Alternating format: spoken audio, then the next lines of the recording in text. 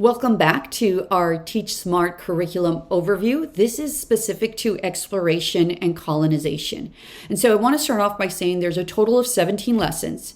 Within those lessons, we've carved out days of review. So for example, EC6 is 1 day of review that really goes over Spain, French, and British exploration and colonization. Then we have EC12. That goes over the content that has just been delivered, which is Jamestown, Plymouth, New England colonies, middle and southern colonies. And so it gives the kids a day to really go over the information comprehensively because it's been kind of taught in isolation, right? So we go over the New England colonies, climate, geography, economy, human geography, and then we go over the middle colonies and likewise the southern colonies. Well, EC12 allows us to see how does this all fit together, right? And then finally, we continue with the growth of representative and self-government. And we finish off the era with mercantilism and the development of the transatlantic slave trade.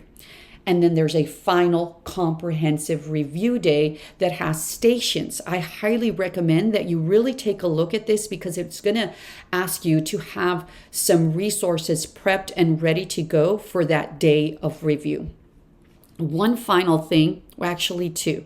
The first thing, EC1 and EC2, which are your lessons on geography, the continents, physical features of North America. We really, really want the kids to understand this and internalize this information because this information and the implications that come from it transcend across the curriculum all the way up to Civil War and Reconstruction. I mean, the Mississippi River is important to the Battle of Vicksburg. So it's important for our kids to know this, and we really need to cement this information really early on so that it makes sense as we continue going through the curriculum. So it might seem like easy, fun lessons and information, but as low stakes as it seems, it really does go over important information that they're going to have to circle back to all the time throughout the curriculum.